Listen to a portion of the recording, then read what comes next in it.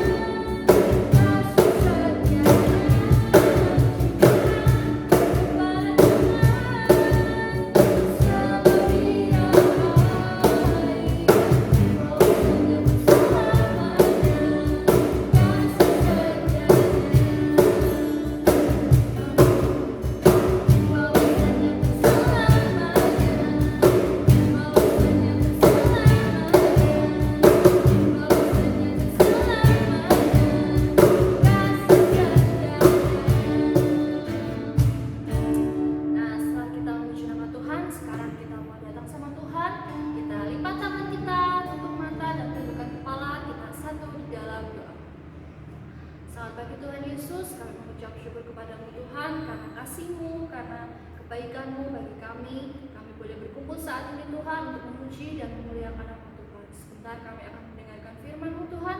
Kiranya Tuhan tutup tembus kami dengan kuasa Roh-Mu. Biarlah Roh Kudus Tuhan tertanam di dalam hati kami boleh mendengarkan firman Tuhan dan kami boleh melakukan firman-Mu di dalam kehidupan kami masing-masing. Berkatilah guru-guru sekolah minggu yang akan menyampaikan firman Tuhan.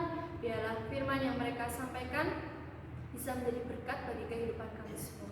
Terima kasih Tuhan Yesus, di dalam nama Tuhan Yesus Kristus kami berdoa dan mengucap syukur.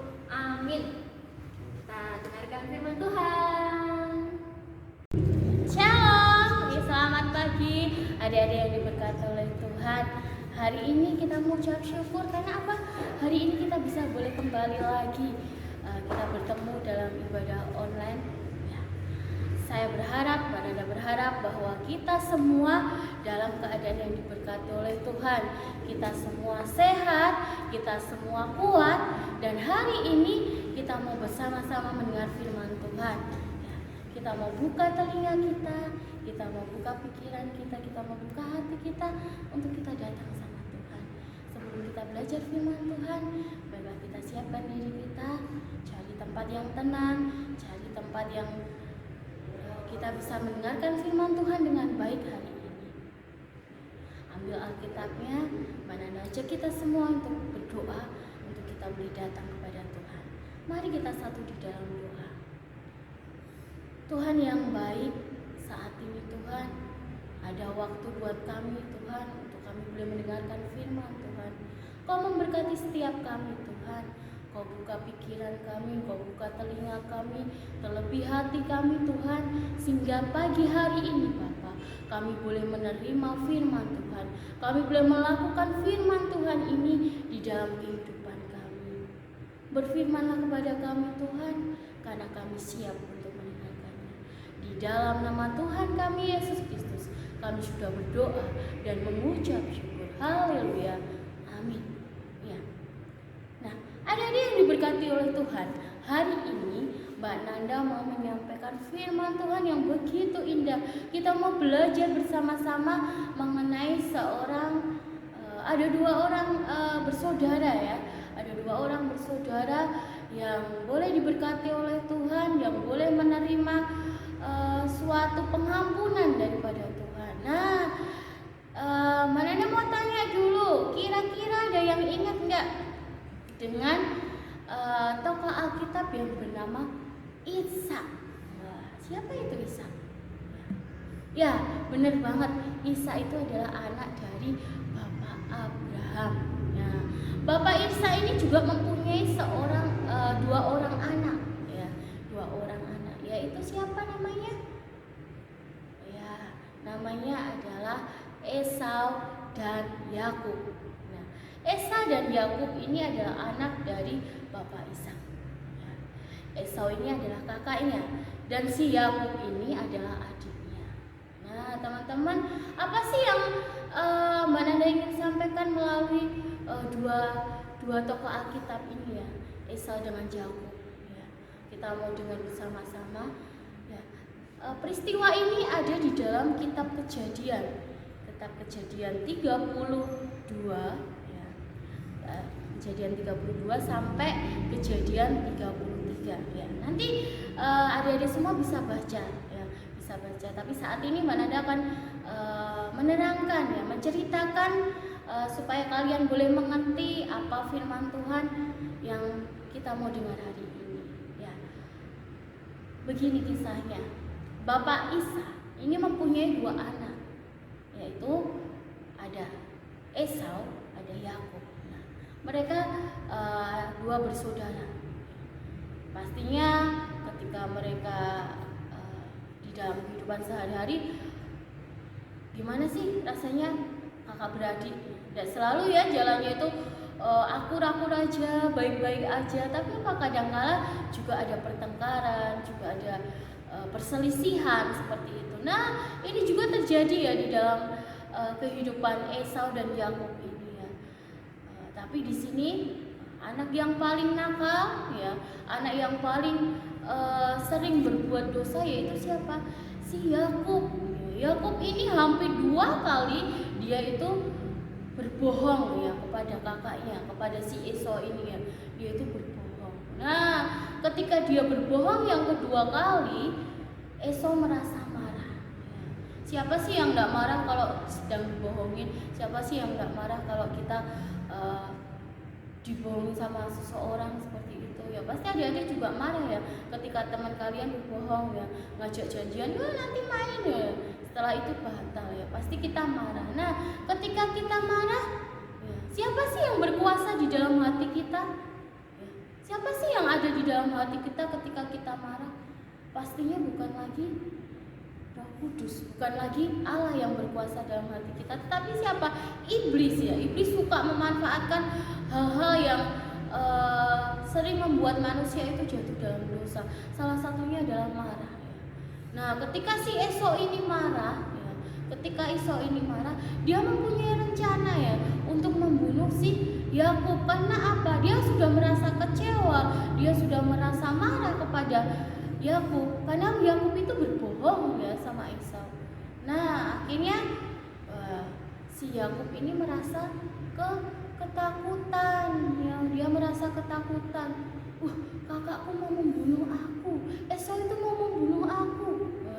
Akhirnya si Yakub ini karena rasa takutnya dia meninggalkan rumahnya, dia meninggalkan saudaranya, dia meninggalkan orang tuanya, dia pergi ke tempat pamannya, yaitu paman Laban. Ya. Si Yakub ini tinggal di rumah paman Laban. Nah, ketika dia berada di rumah paman Laban, banyak hal yang dia boleh pelajari, banyak hal yang boleh dia dapatkan ya. Bagaimana apa yang harus dia lakukan ya, perbuatan seperti apa yang sudah dia lakukan yang membuat dia merasa berdosa, merasa bersalah ya, seperti itu. Nah, ketika itu kembali Yakub belajar untuk memperbaiki dirinya. Yakub belajar untuk bertobat, untuk tidak melakukan kesalahan-kesalahannya lagi, untuk menjadi seorang pribadi yang lebih baik lagi. Nah, ketika dia bertobat, ketika dia meninggalkan segala kesalahannya, dia meninggalkan segala dosanya, apa yang Allah berikan? Allah memberikan kesuksesan di saat dia bekerja keras. Tuhan memberikan keberhasilan di mana dia bekerja. Dia memperoleh istri, dia memperoleh anak yang Tuhan berikan dengan luar biasa. Nah, ketika dia di rumah Laban, dia merasakan bahwa Allah itu tetap menyertai dia, walaupun dia di dalam keadaan yang berdosa. Ya. Tetapi satu hal yang dia ingin perbuat, dia ingin berbuat baik, dia ingin mengakui kesalahannya, dia ingin meminta maaf kepada kakaknya. Dan akhirnya si Yakub ini memiliki rencana untuk kembali ke tempat dia berasal, kembali menemui saudaranya, kembali menemui Esau, kembali menemui orang tuanya. Nah, ketika itu kembalilah si Yakub ini ke tempat dia asal. Nah, ketika dia mau kembali, dia juga merasa takut. Tuhan Allah, gimana ya nanti kalau Esau masih punya dendam sama saya, kalau Esau masih mau membunuh saya. Tetapi dia percaya dengan penyertaan Tuhan di dalam kehidupannya, dengan keberaniannya dia pulang ya. Tetapi apa yang dia dapat? Esau menyambutnya dengan begitu luar biasa. Esau memeluk si Yakub ini dengan penuh rasa cinta ya. Karena apa? Karena Esau juga diberkati oleh Tuhan. Tuhan telah memenangkan hati Esau. Tuhan telah memenangkan hati Esau untuk apa? Untuk mengampuni si Yakub ya. Nah, teman-teman yang diberkati oleh Tuhan, ada yang diberkati oleh Tuhan ya. Betapa luar biasanya Allah kita ya. Ketika manusia berbuat dosa, ketika kita menyakiti hati Tuhan, Tuhan dengan penuh sukacita, Tuhan dengan penuh kasih memeluk kita, mengampuni kita ya. Ketika kita berbuat dosa, apa yang harus kita lakukan supaya Tuhan itu memberkati kita, supaya Tuhan itu mengampuni kita? Yang pertama adalah kita mengakui dosa kita bertobat. Tuhan, ampuni saya. Tuhan, ampuni saya ketika saya berbuat dosa. Ampuni saya Tuhan ketika saya itu berbohong. Ampuni saya Tuhan ketika saya berani kepada orang lain ya. Minta ampun kepada Tuhan ya. Tuhan akan memberi pengampunan kepada kita semua ya. Tidak cuma kepada Esau, tidak cuma kepada Yakub, tetapi Allah juga mampu mengampuni kita. Nah, ketika kita boleh diampuni ya, tugas kita juga harus mengampuni orang yang bersalah kepada kita. Mungkin teman kita mengecewakan kita, mungkin kita punya adik atau punya kakak yang sering kali melukai hati kita, membuat kita kecewa, membuat kita marah. Kita tidak boleh mempunyai rasa dendam, tetapi kita mau mengampuni seperti Tuhan itu mengampuni orang yang bersalah. Dikatakan di dalam doa Bapa kami, dikatakan apa? Ampunilah kesalahan kami Tuhan, seperti kami juga mengampuni orang yang bersalah kepada kami. Jadi ketika kita diampuni, kita juga harus mampu mengampuni orang lain. Nah, satu ayat firman Tuhan, satu ayat Alkitab yang boleh menjadi ayat mas kita minggu ini adalah di dalam kitab Kejadian 33 ayatnya yang ke-10C ya. Dikatakan, karena memang melihat mukamu adalah bagiku serasa melihat wajah Allah dan Engkau pun berkenan menyambut aku. Nah, itu ayat nasihat kita. Ketika kita boleh melihat wajah saudara kita, ketika kita boleh melihat wajah teman-teman kita, ketika kita boleh melihat orang-orang sekitar kita, lihatlah bahwa Allah juga ada bersama-sama dengan mereka. Ya, tetap setia sama Tuhan, tetap rajin membaca Alkitab, jaga kesehatan, jaga kebersihan, supaya kita selalu hidup sehat. Ya. Hari ini, inilah firman Tuhan. Bagaimana Allah mengampuni orang yang berdosa, bagaimana si Esau juga bisa mengampuni adiknya, dan biarlah firman Tuhan ini kita juga boleh lakukan dalam kehidupan kita sehari-hari. Kita boleh mengampuni orang yang bersalah kepada kita juga boleh minta pengampunan daripada Tuhan ketika kita melakukan dosa. Ya. Kita satu di dalam doa, kita kembali berdoa. Kita berdoa. Tuhan Yesus yang baik, kami bersyukur Tuhan kalau hari ini kami boleh belajar mengenai firman-Mu. Kami boleh belajar akan arti pengampunan Tuhan. Kami boleh belajar melalui tokoh Alkitab Esau dan Yakub, di mana Tuhan boleh bekerja luar biasa atas mereka. Tuhan boleh memberikan kembali kedamaian, boleh memberikan lagi roh kasih Tuhan, sehingga mereka boleh kembali lagi saling mengasihi tanpa ada dendam. Tuhan Yesus, saat ini kami berdoa, kiranya Engkau juga memberkati bagi adik-adik kami Tuhan, dimanapun mereka berada saat ini, yang bersama-sama dengan kami untuk mendengarkan firman-Mu. Kiranya Engkau memberkati setiap mereka, Engkau jaga dan pelihara kehidupan mereka, Engkau lindungi mereka, jauhkan dari hal-hal yang tidak kami inginkan Tuhan, tetapi biarlah penyertaan Tuhan boleh ada di dalam setiap kehidupan mereka. Berkati keluarga mereka, berkati setiap aktivitas pekerjaan yang orang tua mereka lakukan. Biarlah semuanya boleh diberkati oleh Tuhan. Sekali lagi Tuhan, kami mau serahkan kehidupan kami pribadi lepas pribadi ke dalam tangan-Mu. Biarlah kehidupan kami terjadi menurut kehendak Tuhan saja. Di dalam nama-Mu kami sudah berdoa dan mengucap syukur. Haleluya. Amin.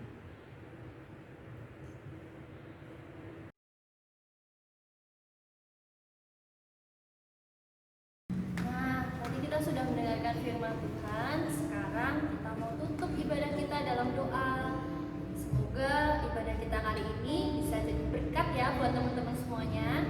Sebelum kita tutup dalam doa, kita mau nyanyi satu pujian lagi yang mengatakan Bapa terima kasih.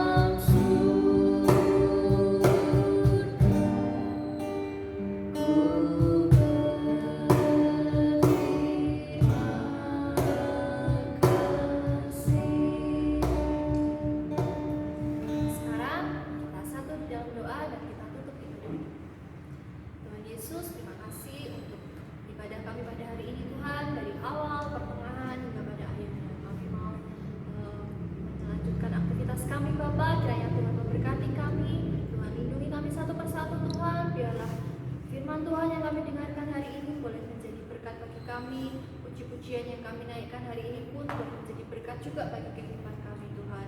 Berkati kami semua saat ini Bapa, dimanapun kami berada. Tuhan beri kesehatan, kekuatan, dan perlindungan Tuhan